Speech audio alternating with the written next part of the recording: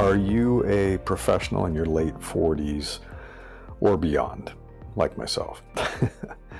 If so, you've probably experienced that feeling of being too senior to be hired and too young to retire. So you're stuck in that messy middle of your career, and what do you do? Well, that's what I'm going to discuss in this episode. I'm going to talk about how to break through that sticking point that happens in the middle of your career.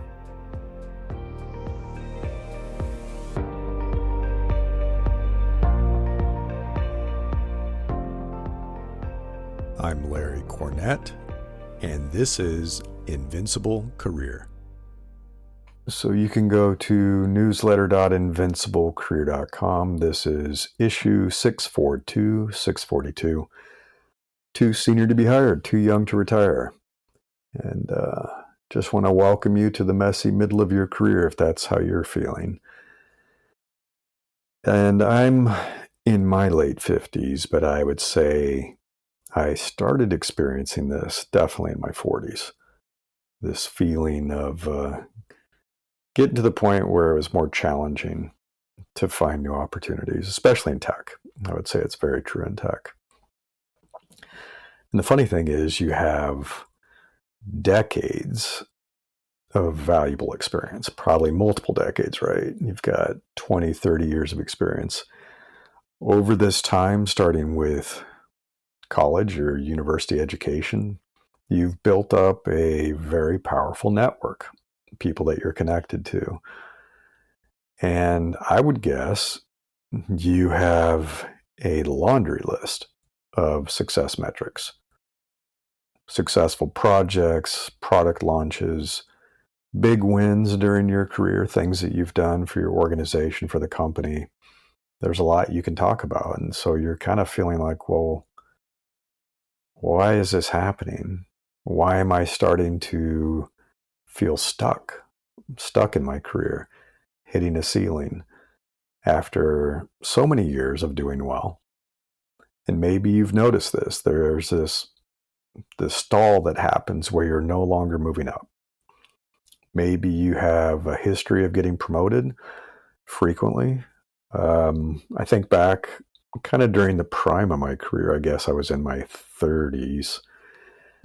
And there was a time where I was promoted something like 6 or 7 times in 6 or 7 years.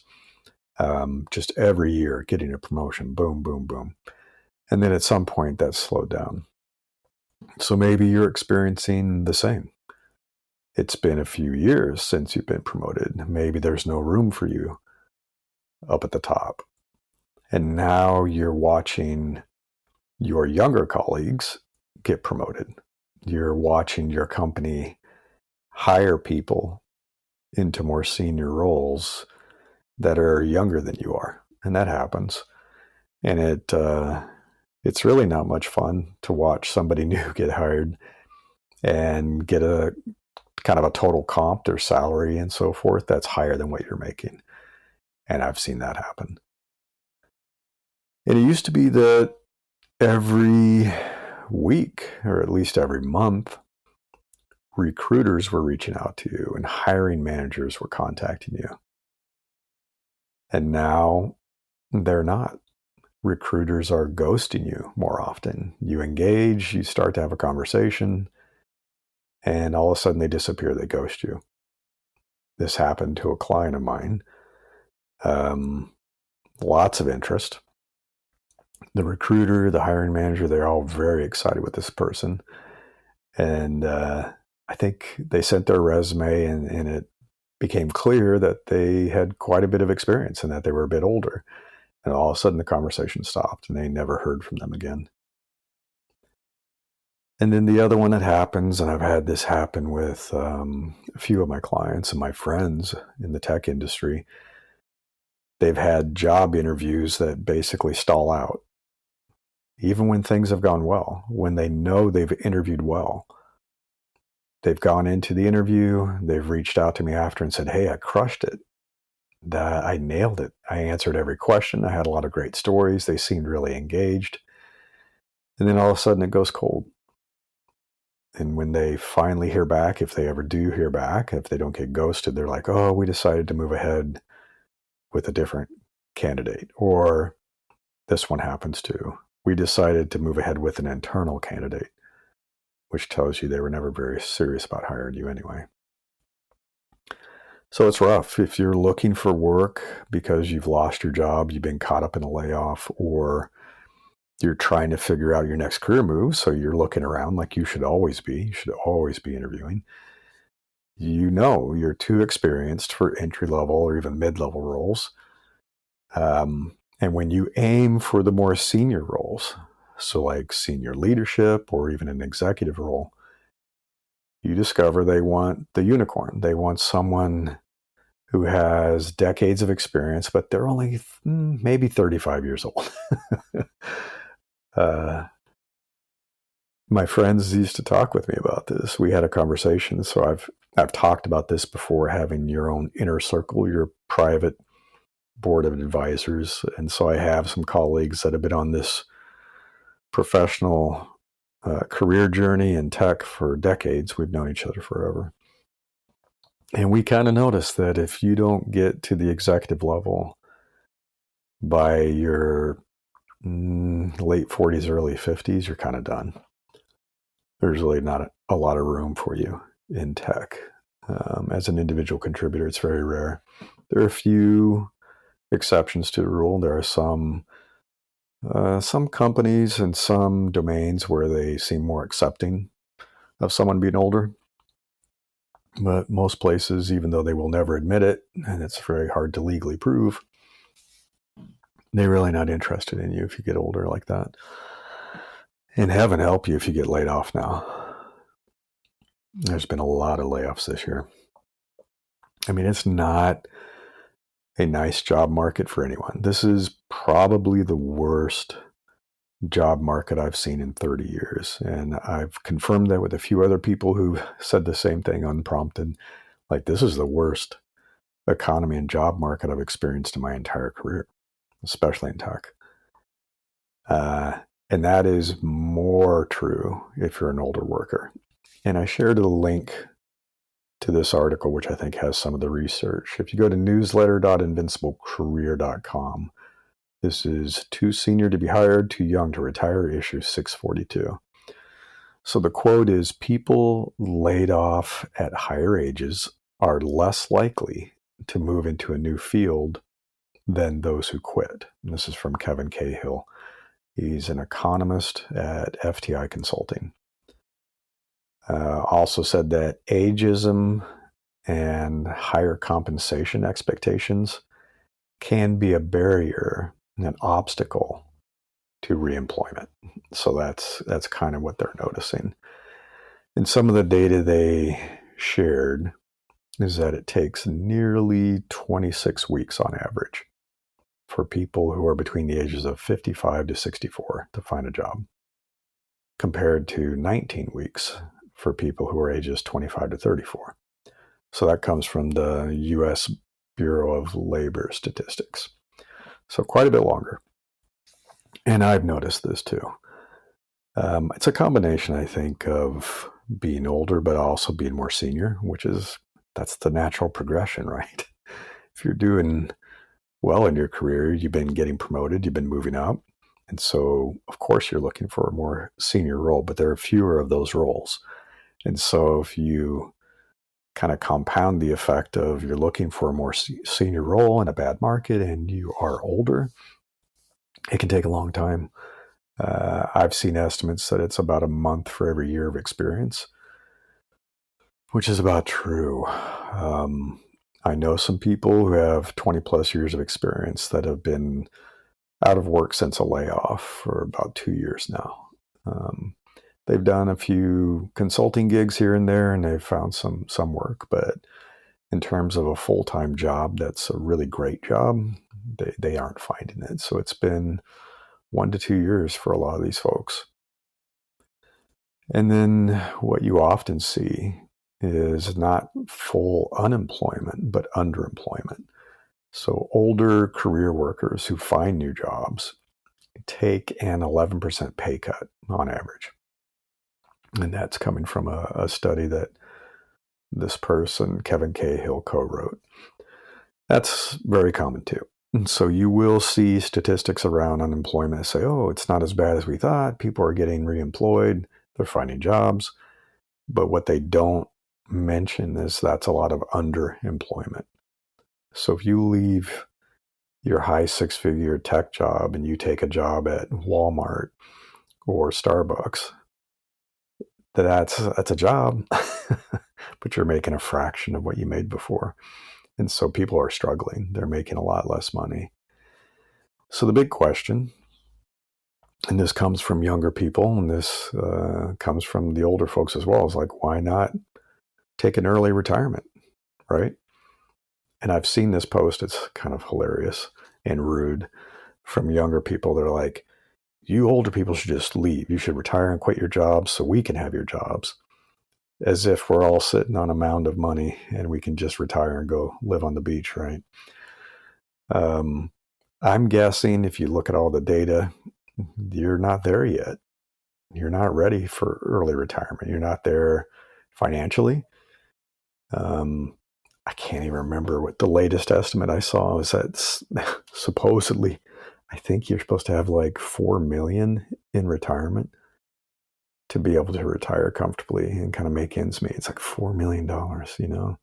You know how many people in the US have $4 million in their retirement account? Not too many, hardly any. And you're probably not ready emotionally. I'm in my late 50s, and by no means do I want to quit working. I want to continue contributing. I want to continue working. I want to have a purpose, a reason to get out of bed every morning. People want to work. It's true. It's like they want to work at something that matters. They want to do something they enjoy, but they're not emotionally ready to kind of set things aside and be like, okay, I'm just going to play golf or fish or sit on the beach, right? And then physically, you're still physically capable, you know. You can work, you want to stay active. So you're just not ready. And the truth is, and I've shared this data before, people who retire sooner, so they take earlier retirement, they die sooner. The data supports it. I think it's especially true for men that aren't so good at social connections. And there's data about this too, that men are not making friends later in life, and they're not as socially engaged, and they're not as involved with the community, and they don't do as much charity work and contribution stuff as women do. But when you retire, you lose that sense of purpose. You lose a sense of value. It's like, what am I giving to this world? Do I matter anymore? Does it even make sense to get out of bed today? I mean, I know that sounds extreme, but the data supports it. That if you lose that sense of purpose, if you retire and you disengage, you don't live as long. So if you are feeling this way, that you're too senior to get hired, but you're too young to retire, believe me, you're not alone. You're not alone with this issue. This, quote, messy middle of our professional careers, it's real. It's very real, and it is quite brutal. It really is. It's a loss of identity and purpose and trying to figure out, well, I got to make ends meet. I'm not sitting on millions and millions of dollars, so I need to keep working and be able to pay my bills. But the funny thing is, and the good thing is, it's also at this point where your next move can be your most powerful, your most meaningful.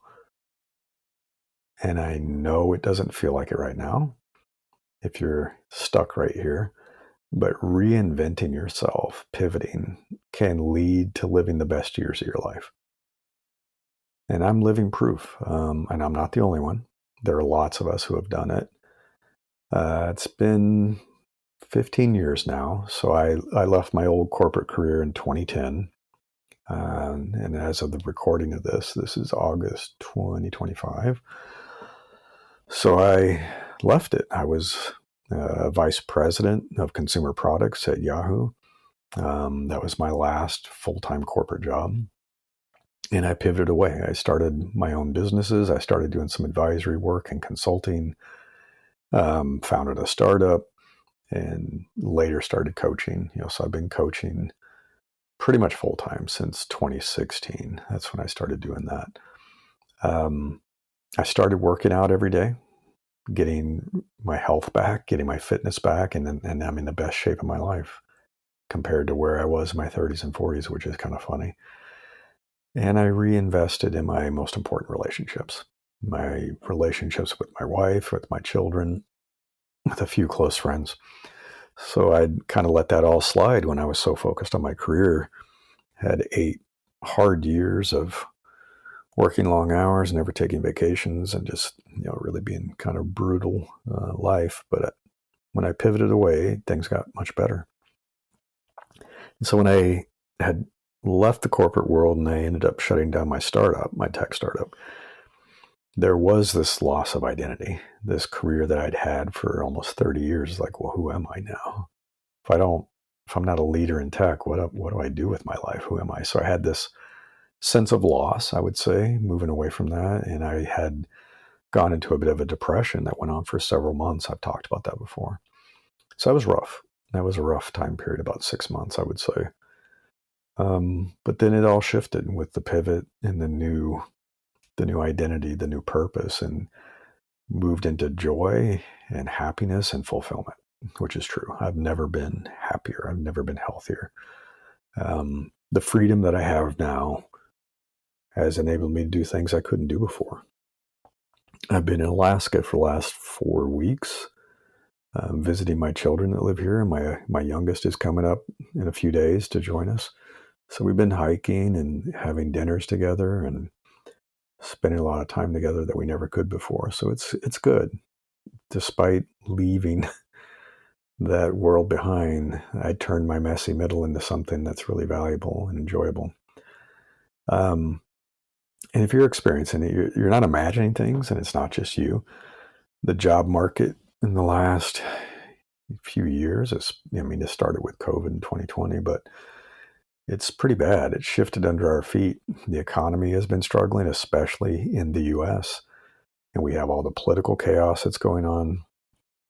So as I said, these good roles, these senior roles, they're more rare. They're becoming increasingly rare, and the expectations are higher. People want a lot more out of you. We've noticed that companies are cutting kind of layers of middle management and some of the senior management. So they're flattening organizations. They're expecting people to manage more, to have their teams be larger. They've been eliminating entry-level roles. We've seen that. So it's tough for college kids too. They're like, well, what am I supposed to do? There's no entry-level role for an engineer or product management or design.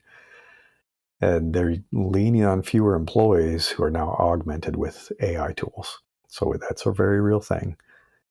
Very real thing. Ageism's real. Extremely real. There are a lot of cases of this. It's been proven in a few cases. There was a lawsuit against IBM several years ago. Companies try to deny it. They have a lot of lawyers to help them disprove it. But it's real. There's enough examples and there's enough data. This is especially true in tech, very true in startups. It is hard to prove. So people are trying to prove that there's age discrimination and have a lawsuit for that. That's not a great path. And any lawyer will tell you that's really hard. As I mentioned, AI is quietly replacing parts of your job and entire jobs for some people. Not our imagination, very real. Companies are admitting it publicly. A friend of mine had to lay off their entire team of 20 some people. And then they got laid off too. And they said, well, what are you going to do? How can you do this work with the entire team gone, like 25 people, I think? They said, oh, we're going to have, I don't know, maybe 3 designers in India who are going to use AI tools and they'll do everything you guys were doing. So you're gone. 3 people with AI tools are going to replace you. So it's real. And if you look at it from kind of the management perspective of the companies and their budget, these younger, cheaper hires are more appealing to them. They don't like the cost. of more experienced employees.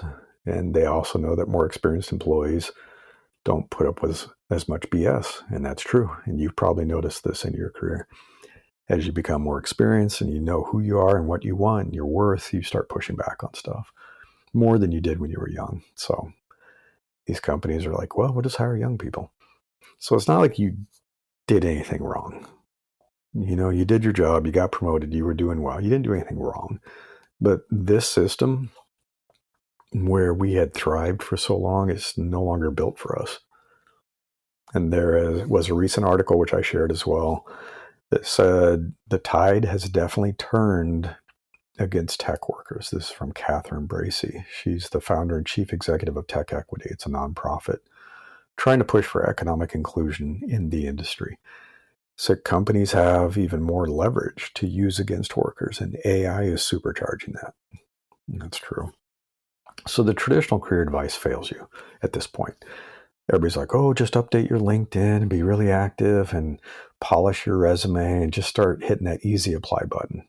You could apply to hundreds of jobs a week using the LinkedIn Easy Apply. It's like, yeah, no, that spray and pray approach isn't going to help you, especially at this point in your career.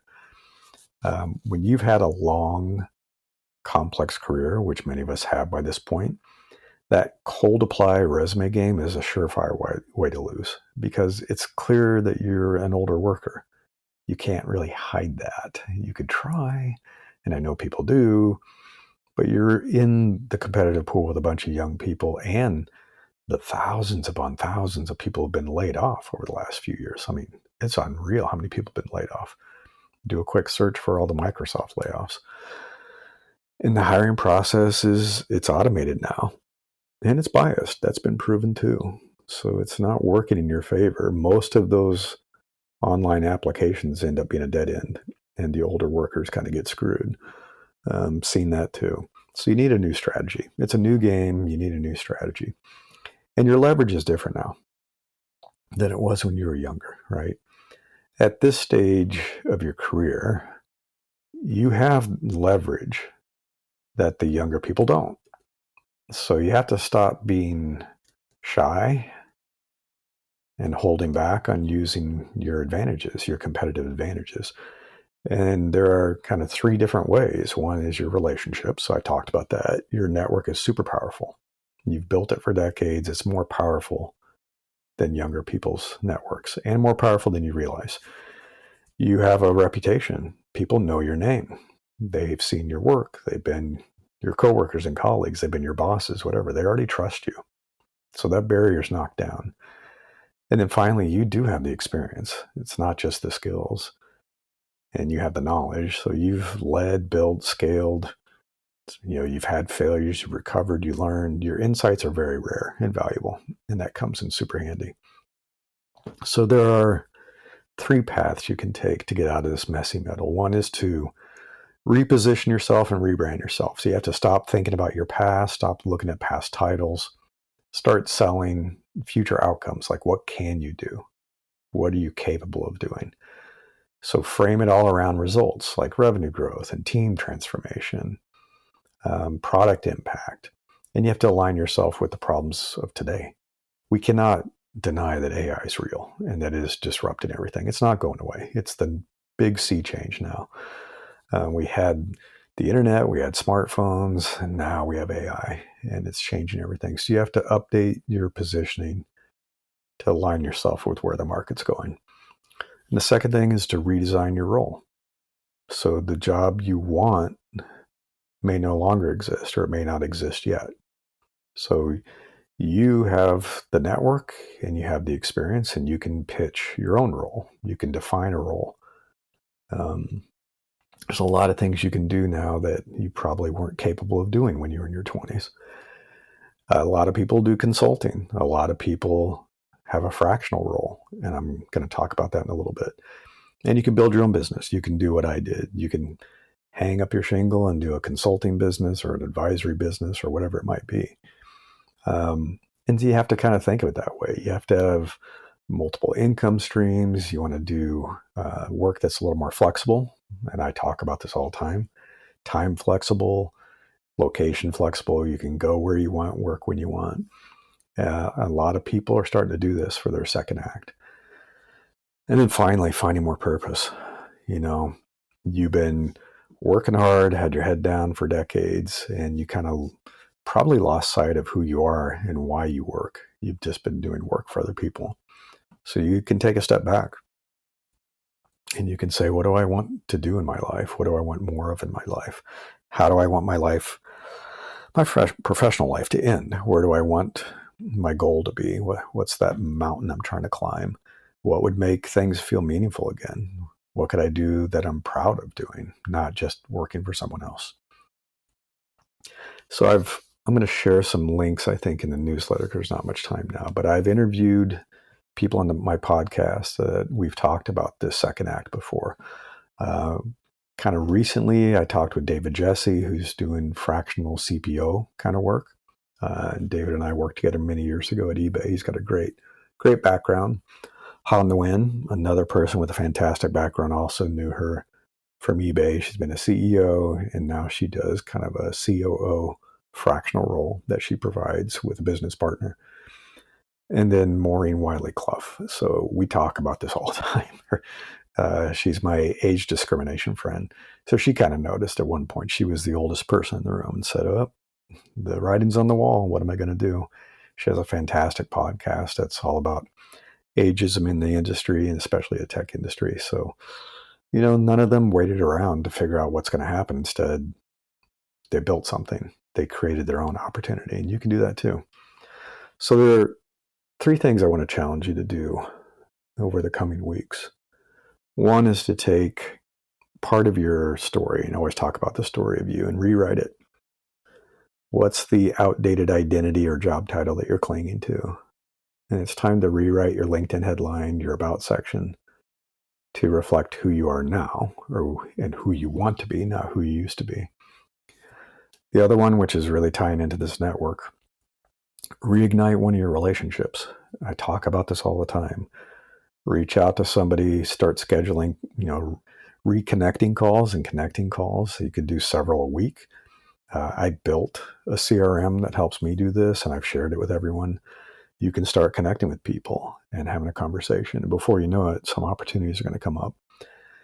And then finally, it's like, map out your next move. What would you like that to be? If you were going to build something, what would the business be? What offer could you make to potential customers? What problems could you solve? And that could be either as an employee or a business owner. So if all this has felt and sounded familiar, and if it touched a nerve, well, good. That means you're ready to do something about it. And let me tell you, you're not alone. You don't have to figure this out on your own. That's what I do. I'm a coach. I'm a career coach, and I work with experienced professionals all the time who are trying to figure out what they want to do next. So trying to get clarity on that, repositioning themselves, their background, their experience, their talents, and then building these new opportunities, but on your terms this time. So if you want to schedule a free call with me, you can do that, and we can talk about what's possible. I included that link. If you go to newsletter.invinciblecareer.com, this is issue 642, Too Senior to Be Hired, Too Young to Retire. And I wish you the best of luck with defining your next move. Until next time, I wish you the best of luck in becoming an opportunity magnet for the best things in life.